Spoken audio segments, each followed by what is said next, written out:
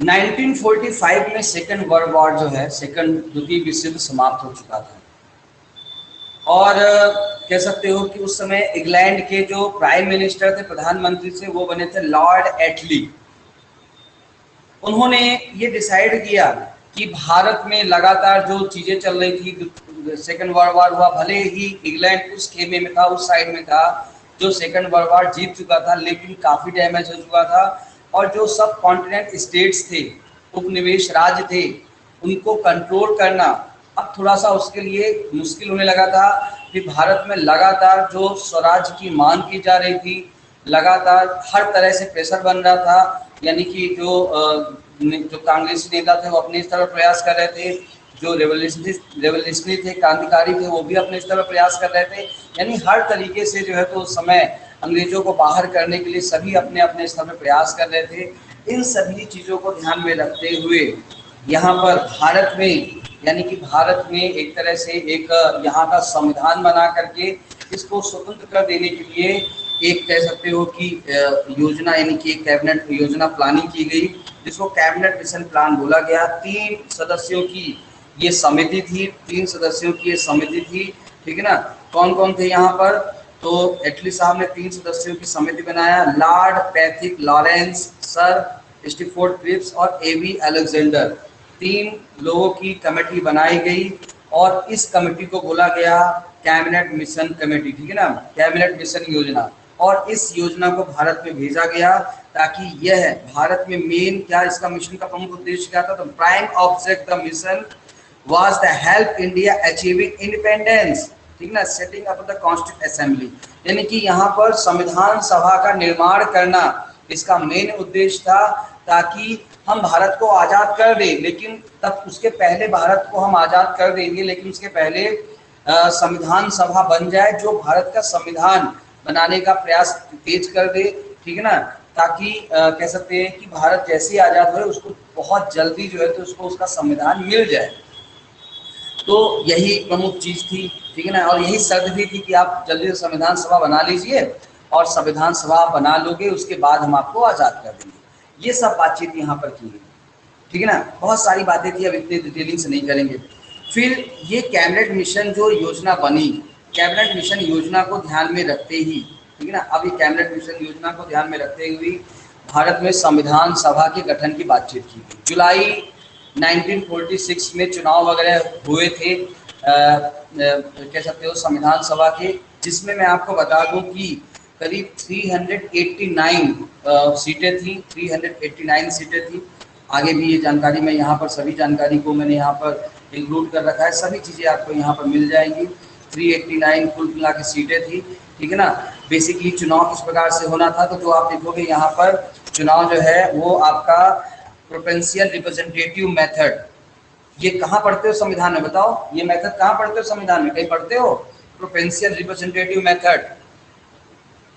इस मेथड से भारत के राष्ट्रपति और उपराष्ट्रपति का चुनाव होता है bye means the single transferable vote, ठीक है ना। इसके द्वारा इनको चुनाव करना था और ये सभी इस प्रकार से चुनाव करना था। और सभी चुनाव वगैरह यहाँ पर कह सकते हो कि चुनाव यहाँ पर हुए, जिसमें भारतीय राष्ट्रीय कांग्रेस ने 208 सीटें जीती, मुस्लिम लीग ने 73 सीटें जीती और छोटे मोटे समूह ने मिला करके 15 सीटें जीती, ठीक है ना। तो इस प्रकार से 296 सीटों के लिए संविधान सभा के लिए चुनाव हुए थे जुलाई अगस्त 1946 में, ठीक है ना। जुलाई अगस्त 1946 में ये चुनाव हुए थे, ध्यान रखिएगा, कैबिनेट मिशन योजना के तहत ही हुए थे। और उसके बाद उस समय समझ लीजिए कि भारत उस पर्टिकुलर जो संविधान सभा है, कॉन्स्टिट्यूंट असेंबली है, उसमें महात्मा गांधी जी और MS जिन्ना, ठीक है ना, उनको छोड़ करके लगभग जितने भी कह सकते हैं कि नामी गिरामी नेता थे उस समय, जितने भी नाम आप जानते हैं, लगभग सभी महत्वपूर्ण हस्तियां उस पर्टिकुलर असेंबली का पार्ट थी, उस कॉन्स्टिट्यूंट असेंबली का पार्ट थी, ठीक है ना। ये सबसे प्रमुख चीज यहाँ पे आप लोग ध्यान में रखिएगा। देन उसके बाद अब हुआ क्या, ये तो चलिए माउंट विजन योजना हो गई, ये सभी रियासती चुनाव वगैरह मैंने बातचीत कर दिया, उसको मैं आगे ही बता सकता हूँ, यहाँ भी बता दिया। अब इसके बाद हुआ क्या कि भारत को आज़ादी मिली एक एक्ट के माध्यम से। उस एक्ट को कहा जाता है इंडियन इंडिपेंडेंस एक्ट, यानी अंग्रेज से हमने आज़ादी छीनी नहीं, अंग्रेजों ने हमें आज़ादी दी, ठीक है ना। इंडियन इंडिपेंडेंस एक्ट के माध्यम से हमें आज़ादी दी अपनी शर्तों पर। और ये कहा कि भी दो स्वतंत्र राज्य भारत पाकिस्तान का निर्माण किया जाए, ठीक है ना, इंडिपेंडेंट डोमिसाइल्स इंडिया पाकिस्तान। इसीलिए आप ध्यान रखना कि जब हम आज़ाद हुए, हम आज़ाद कब हुए, 15 अगस्त 1947, है ना, यही डेट है ना आज़ादी की हमारी, कंफर्म है सबको, है ना। तो 15 अगस्त 1947 को हम आज़ाद हुए और उसके बाद हमारा संविधान बना। आप संविधान बन तो पहले भी गया था लेकिन लागू हुआ 50 जनवरी 1950, ठीक है ना, सॉरी 50 मैंने बोल दिया, 50 जनवरी हो ही नहीं सकती है यार, कोई तो भी नहीं रहा, 26 जनवरी 1950 में 50 जनवरी मैंने बोल दिया, तो 26 जनवरी 1950, ठीक है ना, वो 1950 बार पहले आंकड़ा आ गया दिमाग में। तो 26 जनवरी 1950 को हमारा संविधान इन्फोर्स हुआ, लागू हुआ, ठीक है ना। ये इन्फोर्स 26 जनवरी 1950 को हुआ। ये कहाँ लिखा है भारतीय संविधान में, कौन बताएगा मुझे? भारत का संविधान 26 जनवरी 1950 को इन्फोर्स हुआ। ये बात कहाँ लिखी है भारतीय संविधान में? प्रस्तावना में। प्रियम्बल। जी नहीं, नहीं, वो 394 आर्टिकल 394 में लिखी है। प्रियम्बल में तो लिखा है कि उसको अडॉप्ट किया गया, एनेक्ट किया गया टू गिव, ठीक है ना। तो 26 नवंबर 1949 को भारतीय संविधान जो है तो आत्मर्पित किया गया, ठीक है ना, सौंपा गया भारतीयों को, with the people of India को। लेकिन इसको इन्फोर्स जो है वो किया गया था 26 जनवरी 1950 को। क्लियर कहानी? ये बातें समझ में आ गई बातचीत? तो ये आपकी ये बात यहाँ पे ध्यान में रखिएगा। सबको बातें समझ में आ रही है अच्छी तरीके से? सर आ रही है। Yes sir. चलिए,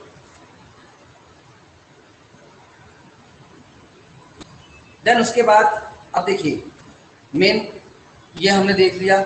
इसके बाद दो अधिराज्यों की संविधान सभा को अपने क्षेत्र के लिए कानून बनाने का अधिकार दिया गया। मतलब भारत पाकिस्तान को अपने अपने क्षेत्र में कानून बनाने के लिए the constituent assembly the board domicile was the empowered to frame law the their territories. अपने अपने क्षेत्र में कानून बनाइए, कोई समस्या नहीं है।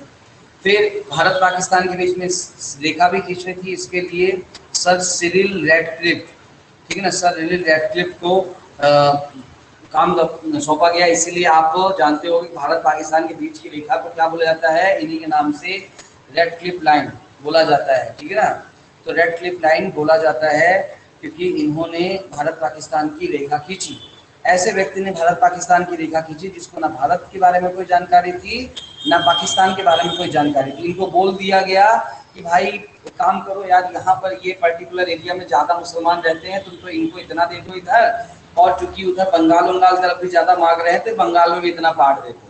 तो ये दो रेखाएं खींच दो, बता दो कि ये इसको पाकिस्तान बनाना है, ठीक है ना। और ऐसा व्यक्ति जिसको भारत पाकिस्तान के बारे में, मतलब भारत के बारे में, ब्रिटिश इंडिया भारत के बारे में कोई जानकारी नहीं थी, उसे भारत पाकिस्तान का बंटवारा करने के लिए सौंप दिया गया, ठीक है ना। क्लियर कहानी? तो यहाँ पर ये सभी बातें थी। फिर चलिए, उस समय भारत आज़ाद हुआ, यानी कि आपका 1948 के इंडिया इंडिपेंडेंस एक्ट के माध्यम से।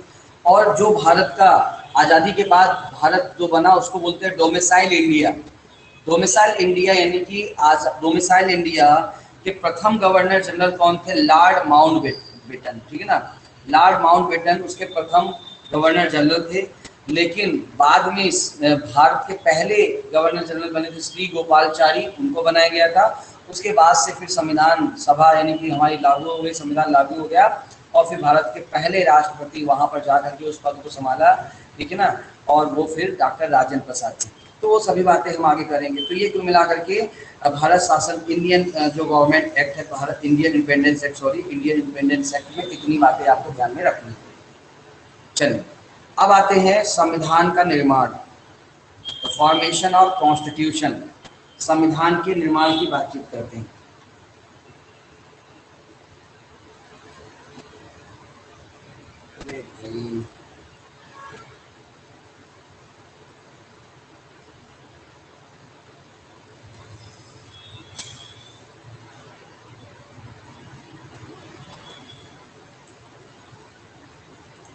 कॉन्स्टिट्यूशन फ्रेमिंग ऑफ कॉन्स्टिट्यूशन, संविधान के निर्माण के बारे में बेसिक बातचीत कब से चालू हुई? तो संविधान के निर्माण के बारे में जो बातचीत है वो 1934, वैसे इसके पहले भी नेहरू रिपोर्ट पेश की गई थी 1928, ठीक है ना, तब से भी बातचीत की गई थी। लेकिन 1934 में कह सकते हैं कि constituent assembly of India was the put forward from the first time MN. Roy. तो भारत के लिए संविधान सभा का विचार एम.एन. राय के सामने रखा गया था, ठीक है ना। फिर उसके बाद कह सकते हो कि 1935 में भारतीय राष्ट्रीय कांग्रेस ने पहली बार आधिकारिक तौर पर संविधान 1935 में इंडियन नेशनल कांग्रेस ने पहली बार कह सकते हो कि गोलमेज सम्मेलन, कहाँ पे मांग की थी? गोलमेज सम्मेलन। ये महत्वपूर्ण सम्मेलन माने जाते हैं। 3 गोलमेज सम्मेलन हुए थे। तीनों गोलमेज सम्मेलन में पार्टिसिपेट करने वाले एकमात्र भारतीय नेता कौन थे बताइए? जो ड्राफ्टिंग कमेटी के मेंबर थे, चेयरमैन थे, अम्बेडकर जी। जी हाँ, अम्बेडकर।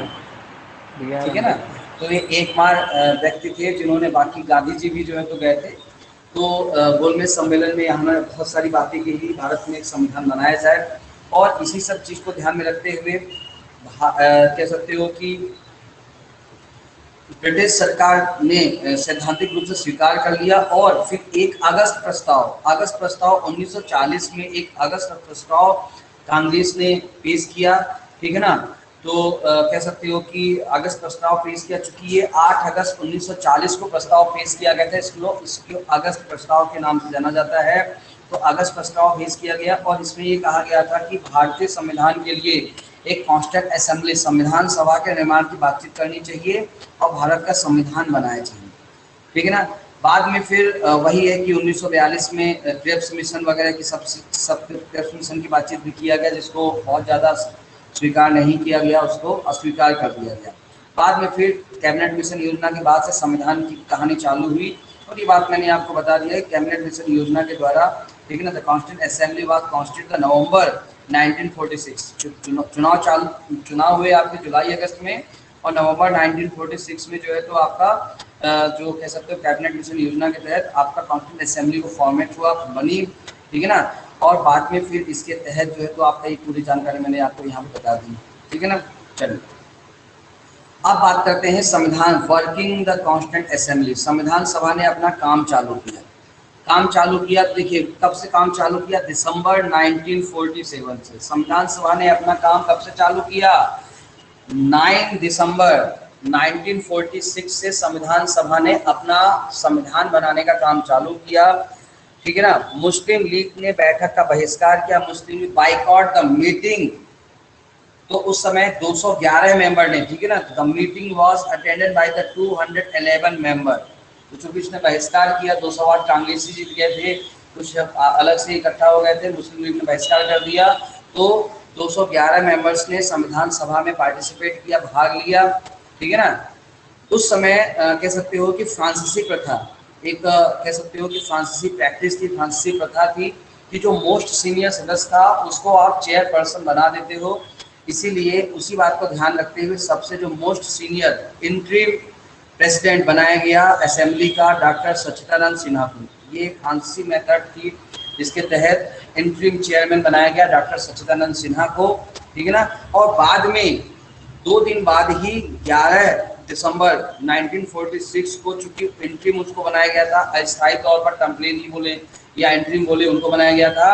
लेकिन 2 दिन बाद ही उस संविधान सभा कॉन्स्टिट्यूंट असेंबली का स्थायी सदस्य बना दिया गया था डॉक्टर राजेंद्र प्रसाद को, और कह सकते हो कि मुखर्जी जी को, यानी कि एस.सी. मुखर्जी को वहाँ पर क्या बनाया था? Elected vice president. तो प्रेसिडेंट बनाया गया था आपका डॉक्टर राजेंद्र प्रसाद, और वाइस प्रेसिडेंट को बनाया गया था यहाँ पर आपका असेंबली, यहाँ पर राजेंद्र प्रसाद उनको। बाद में ये विधानसभा के अध्यक्ष और उपाध्यक्ष को चुना गया, ठीक है।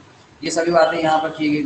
सर बी एन राव को संवैधानिक सलाहकार, ठीक है ना। B N Rao was the appointed the constitutional adviser. बहुत महत्वपूर्ण चीज है। अब मैं आपको बता दूं कि पूरे संविधान सभा में सबसे ज्यादा पढ़े लिखे जो व्यक्ति थे वो बी आर अम्बेडकर जी थे। लेकिन बी एन राव ने काफ़ी देशों के संविधान का अध्ययन किया था, काफ़ी चीज़ों को समझा था, इसीलिए इनको संविधान सभा का जो है तो सलाहकार बनाया। ड्राफ्टिंग कमेटी का देखो मेन काम ये था कि वो पूरी, यानी कि जो संविधान में डिस्कशन होता था ड्राफ्टिंग कमेटी के पास जाता था, ड्राफ्टिंग कमेटी फिर उसको वापस कानूनी जमा पहनाती थी और वापस सभा में सामने रखती थी। तो उसका भी काम महत्वपूर्ण था, तो इसलिए ड्राफ्टिंग कमेटी भी बनाई गई और ड्राफ्टिंग कमेटी बना करके उसके अध्यक्ष बी आर अम्बेडकर जी को बनाया गया और कई लोग को वहाँ पर शामिल किया गया। संविधान सभा के निर्माण के लिए, यहाँ पर तो नहीं लिखा है, मैं आपको बता दूं कुछ प्रमुख समितियां, आप चाहो तो लिख सकते हो। मैं प्रयास करूंगा कि आगे इस नोट्स में कुछ और चीजें इंक्लूड करके आपको ग्रुप में डाल दूंगा, ठीक है ना।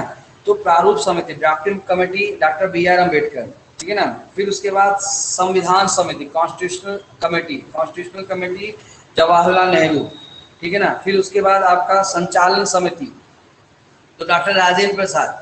फिर उसके बाद आपका एक फ्लैग कमेटी थी तो जेपी कृपलानी। तो कुल मिलाकर के ऐसे छोटी मोटी समितियां थी। सबसे ज्यादा जनरली पूछी जाती है कि ड्राफ्टिंग कमेटी कौन थे, तो ड्राफ्टिंग कमेटी ये थे और सलाहकार, ये सब बातें थी यहाँ पर, ठीक है ना।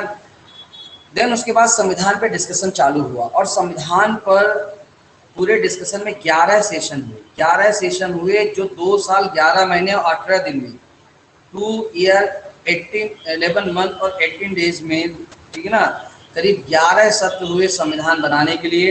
और इस प्रकार से फाइनली संविधान आपका बन करके, यानी कि संविधान की चालू कब से हुआ, 9 दिसंबर 1946 से, और ये संविधान बन करके आपका तैयार हुआ 26 नवंबर ऑफ 1949, ठीक है ना। 29 नवंबर 1949 को फाइनली जो 26 नवंबर 1949 को फाइनली आपका संविधान बन के तैयार हुआ, ठीक है ना। और बाद में ये वही लागू हुआ, ये आगे चल के 26 जनवरी 1950 में लागू हुआ। ये सभी चीज़ें आपको यहाँ पर जानकारी मैंने बता दी। बेसिक समझ में आ गया आपको? कोई समस्या किसी के मन में यहाँ पर डाउट? बहुत ज़्यादा डिटेलिंग में हम यहाँ पर नहीं चलेंगे, ठीक है ना। भारतीय संविधान को बहुत अच्छी नकल कही जाती है। विभिन्न देशों के संविधान से हमने प्रावधान अपने यहाँ पर लिए। काफ़ी हद तक सबसे ज़्यादा प्रावधान यदि हमने किसी जगह से लिए तो वो था आपका इंडियन गवर्नमेंट एक्ट 1935 का जो था, उससे हमने सबसे ज़्यादा प्रावधान लिए। और चूंकि हमने ब्रिटिश गवर्नमेंट से, ब्रिटिश का जो अलिखित संविधान है, ठीक है ना, एक तरह से अनकोडिफाइड जो कॉन्स्टिट्यूशन है ब्रिटेन का, वहाँ सब भी हमने बहुत सारी, यानी ब्रिटेन की बहुत सारी व्यवस्थाओं को हमने अपनाया। क्योंकि सिंपल सी बात है कि ब्रिटिश ने यहाँ पर काफ़ी लंबे समय तक राज किया था, तो उनका हमारे समाज में धीरे धीरे काफ़ी प्रभाव हो चुका था। उसको एकदम से निकाल फेंकना इतना आसान नहीं था, इसीलिए उस चीज़ को भी यहाँ पर इंक्लूड करने का प्रयास किया गया, ठीक है ना। सबको मेरी बात समझ में आ रही है? Yes sir. तो ये सभी हमने देख लिया। अब भारत के संविधान, इंडियन कॉन्स्टिट्यूशन में चूंकि बहुत सारे देशों के संविधान से थोड़ा थोड़ा प्रोविजंस लिए गए, तो ब्रिटेन से कह सकते हो कि यहाँ की जो पार्लियामेंट्री जो सिस्टम था वो ब्रिटेन से ली गई, ठीक है ना। जो आपका कैबिनेट होती है, मंत्रिमंडल, यानी कि जो काउंसिल ऑफ मिनिस्टर होता है, वो उसका जो पर्सनल रिस्पॉन्सिबिलिटीज जो है, तो व्यक्तिगत उत्तरदायित्व होता है किसके प्रति, हाउस ऑफ पीपल के लिए, ये भी चीज़ ब्रिटेन से ली गई। विधि निर्माण की प्रक्रिया, प्रोसेस ऑफ मेकिंग लॉ, ये भी हमने ब्रिटेन से लिया। सिंगल सिटीजनशिप का जो कॉन्सेप्ट है, एकल नागरिकता का जो प्रावधान है, ये हमने कहाँ से लिया, ब्रिटेन से लिया। तो इतने प्रमुख चीज़ें हमने ब्रिटेन से ली। फिर उसके बाद अमेरिकन संविधान की हम बातचीत करते हैं, ठीक है ना। तो अमेरिकन संविधान की हम बातचीत करते हैं, तो अमेरिकन संविधान से हमने फेडरल सिस्टम, संघीय व्यवस्था को लिया, ठीक है ना। रेनू जुड़ गया आप क्लास थी आज, आपको मैंने मैसेज किया था, पूरे में आपकी क्लास रही कंटिन्यू, है ना। आवाज़ आ रही है आपको मेरी? चलिए, तो संविधान की सर्वोपरिता, सुप्रीमेसी ऑफ कॉन्स्टिट्यूशन, ये भी हमने कह सकते हो कि अमेरिकन संविधान से लिया।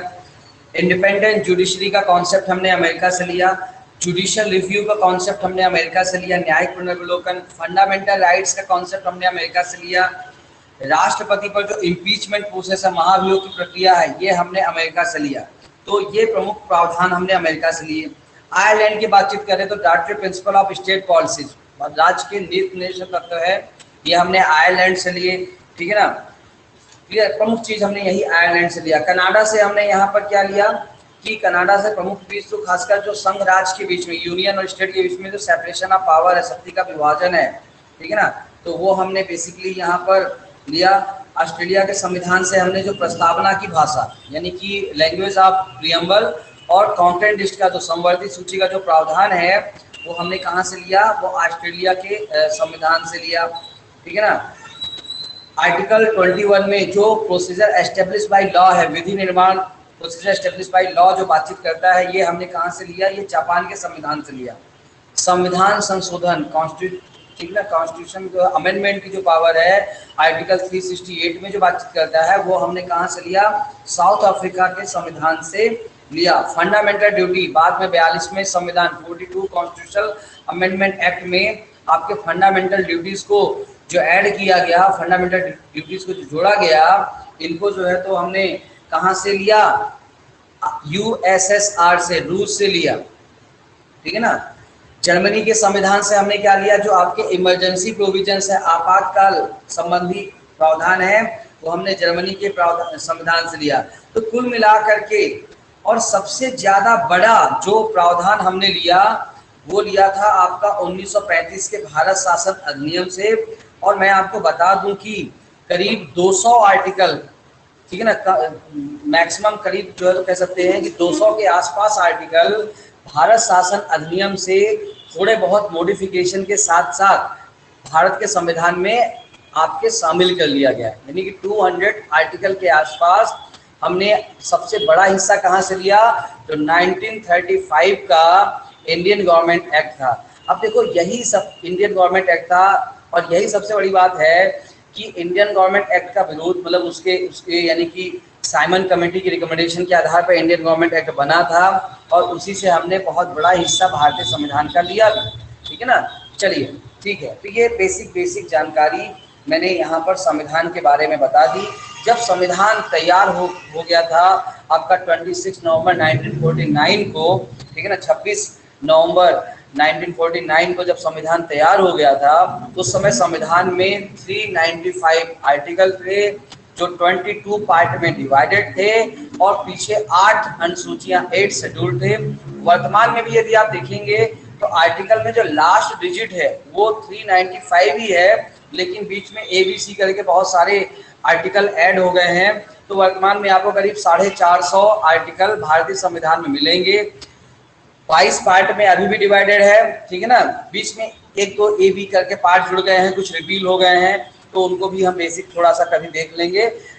उसके बाद आपकी पहले जो शेड्यूल थी, कितनी शेड्यूल थी आपकी? शेड्यूल थी पहले 8, जो वर्तमान में शेड्यूल हो गई है आपकी 12, ठीक है ना। 12 शेड्यूल यानी कि बाद में धीरे धीरे करके आपका 4 शेड्यूल और ऐड हो गई हैं। तो इस प्रकार से हमारा जो वर्तमान में संविधान है, ठीक है ना, वो कह सकते हो 22 भाग में और 395 आर्टिकल में और 12 अनुसूचियों में डिवाइडेड है। तो ये बेसिक संविधान के बारे में, इंट्रोडक्शन के बारे में मैंने यहाँ पर बातचीत कर लिया। उम्मीद करता हूँ कि ये सभी जानकारी आपको अच्छी लगी होगी।